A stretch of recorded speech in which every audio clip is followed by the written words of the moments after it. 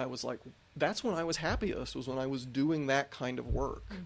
And so it was kind of when the universe starts to send you signals, you need to pay attention to it, because that was the universe sending me signals. And I don't regret having done the law at all.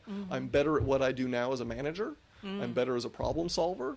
I'm better at thinking strategically. I'm better at communicating. Making a case. As a result of that, so I wouldn't trade that for anything. So I'm glad I kind of went through that, because I now appreciate what I do so much more, having been out of it for a while. I feel the same way, because I worked in sales before I got involved with the archives profession. And I have found many a lesson that I refer to regularly from that profession into this one. How so? Oh, gosh. Well, making a case. Yeah. Again, having to essentially sell an idea more times than not. And so much of what we do is advocacy for ourselves, advocacy for resources, advocacy for an employee. Yes. So lots of lessons there. Yeah. You guys had other jobs before you were an archivist? Well, what are you talking about? We didn't see the light as early as you did. I mean, my other job, I actually started late. I really didn't go into archives till I was 28. My jobs were going to school, so that's what I did. So, I mean, I suppose I did get paid, you know. I mean, I used to make $5,333 in 1984. It's pretty good money. Could almost eat every day. So I can tell you, too, that one of the reasons why I decided to go to law school back in 1991 actually has to do with the way archival education has evolved. Because I came up through the kind of the traditional way that people became archivists. They did it through the history field. Okay. That's before a lot of information science schools were even information science schools. They were library science schools, and before they had an archives track. And so my archival education, that was my minor in my master's, was in archival administration, where you got the rooting in theory, and you did a practicum, and you learned the good skills and techniques. And I remember that I wanted to pursue a PhD program in archives. And as I recall, the only two at the time were at the University of Texas with David Gracie, and there was another one at the University of Maryland. Oh. And having been at Texas Tech, if you know anything about college rivalries in the state of Texas, a Red Raider does not go to the University of Texas. And I wanted to try something new anyway. So I applied to the PhD program at Maryland, and I was rejected because I didn't have a master's in library science first. Ooh. And being young, my attitude was, fine, you don't deserve me. I will try something else. So an act of spite took me on a different path that I think ultimately resulted in me being better at what I do now as an archivist. So I like to think that the aha or the ha-ha is on the University of Maryland. Yeah. That's good. So sort of related to this was I got into the profession right at the time of certification. They were going to have certified archivists. And I said, well, wait a second. There's grandfathering. Well, what the heck's that? Why can an old granddad come in and be certified just because he's been around? What if he doesn't know anything? What if he's an idiot? You know? What if he's a woman? So how can she be grandfathered? and I just refused. I just refused. I was never going to get certified. Because of that, I'm not even a certified records manager, because I was just totally put off by the idea of certification as something that I needed to go through, especially since I'd already gone to school for this, and I worked half-time in an archives as an archivist the entire time I was there. So I felt that I was at least adequately qualified to do the work. Yeah, my view of certification is not that dissimilar from yours. I was less outraged by the idea about the grandfathering. I've never pursued it because I'm not sure what it is we're certifying and who is the certifying authority. So, for example, lawyers are licensed. Doctors are licensed. Semi-truck drivers are licensed in a special way because there is a public risk involved in that particular profession that needs to be regulated in some way. So my overall problem with archival education in general is that there are a lot of component pieces to it that are run or not run by different organizations that are mostly voluntary in nature. So I'm not sure what those things mean. Opting not to get a certification, does that make you, Karen, any less of an archivist than somebody who did go through the hoops to get certified? I'm not sure, because it's not universal, and it's not required of everyone to actually practice what our vocation is. Right. And it's been controversial for decades in terms of, do you pursue certification or don't you? And what are the pros and cons either way? And I have as much respect for somebody who is doing yeoman's work in a small historical society, say in the middle of Nebraska, and they're on the front lines, and they have taught themselves, they have sought out and taught themselves or taken advantage of whatever resources their community provides to archivists in the state, to preserve the records and make them accessible to the extent of their ability.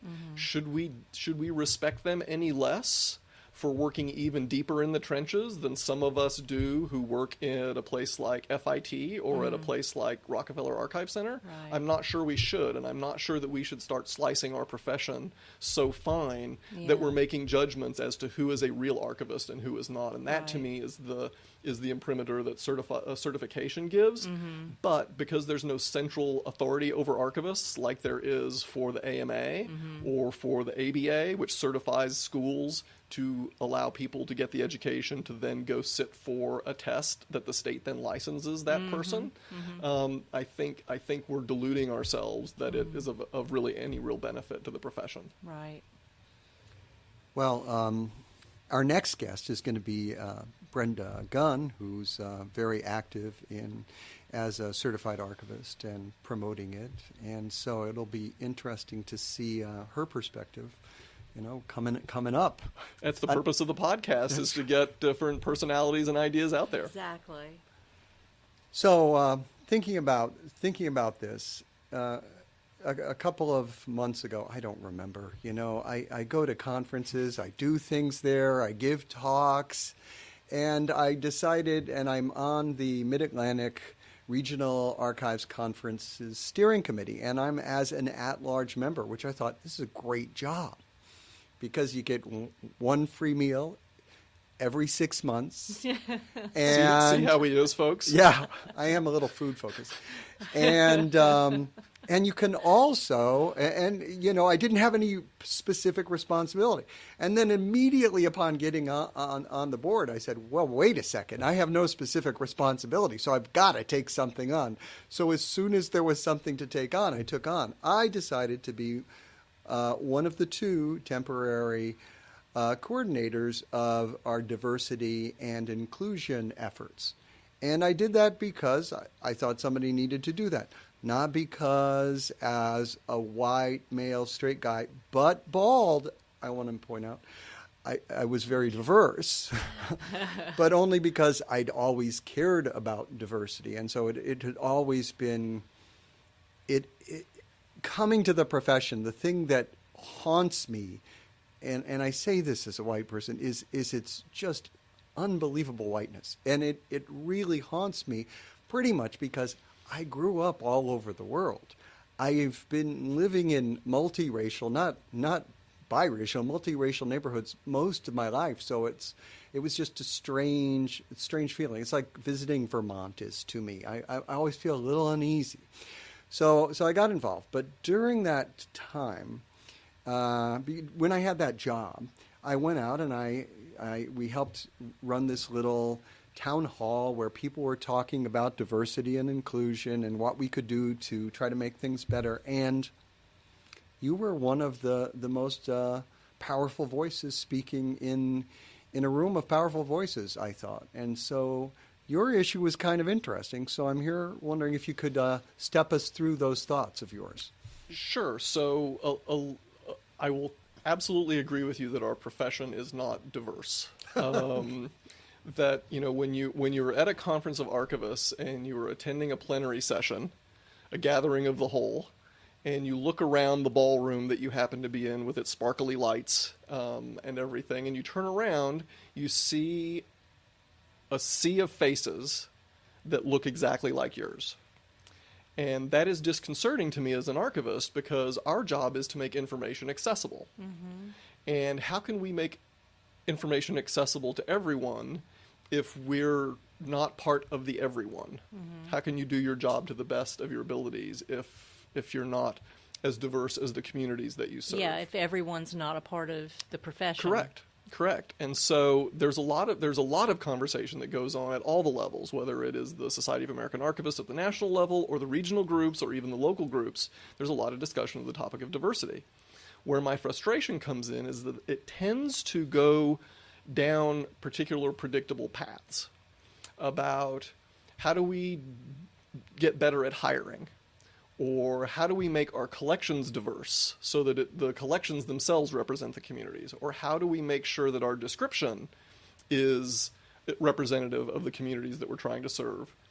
And so sitting in that session that you were referring to, my frustration grew and grew, because from my perspective, the diversity problem in the archival profession is an economic one. It is not about the collections, although that certainly is something we should be cognizant of as we do our description and as we do our collecting, and we should make adjustments, as we have done for centuries in our collecting. But my frustration is that if you can't see it, you can't be it. And when researchers come to our institutions and they only see white faces, they don't think our profession is open to them, even if they were interested. So how do we solve that? We make sure that the way archivists are trained represents the community. What does that involve? Mm-hmm. It involves library and information science schools. Okay, so there's one barrier to participation in the profession, is that you need to get a master's degree. That costs money. Mm-hmm. And then what we end up doing is, because there are more library schools churning out more archivists than there are jobs for them, we force graduates from these programs to take grant-funded jobs, which are usually 1-year terms or 2-year terms. You talked about this in the first episode of the podcast, about how frustrating that can be. And then you add on there the layer of, well, if you really want to get a heads up, you should be a certified archivist as well. So then there's more hoops that you have to jump through in order to get a certification after your name. And then, wait a minute, hold on.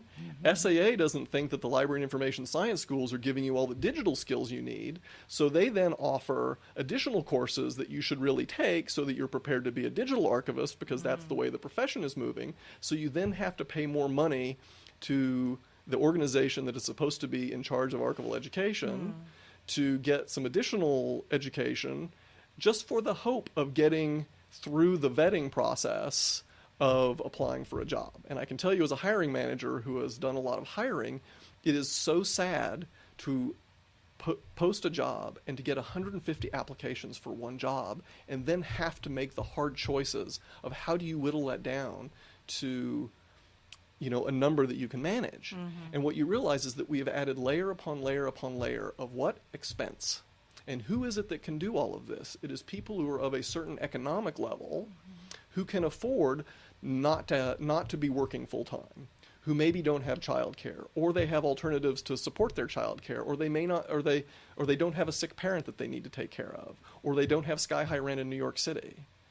And so we're creating more and more economic barriers in the education benchmarks that we're setting out, and that we keep moving the goalposts on them so that there's always another benchmark that they need to meet, which requires more expense and time. Mm-hmm, mm-hmm. And so, as a white man myself, I see how hard it is for students to make the sacrifices that we as hiring managers require of people, because a degree just isn't good enough. You need some experience. Experience just isn't good enough, because everybody now has grant funded, or they volunteered somewhere. So, okay, you've whittled the 150 down to 80. How do you get the 80 down to 20? Well, then you layer on certification. Or wait, we need them to have digital skills, so that they take that SAA course. And suddenly your universe of people who are eligible for your position gets down to essentially white people who can afford to get the education and take the time to do that. Right. That is what I believe is the diversity problem, is it's down to economics, and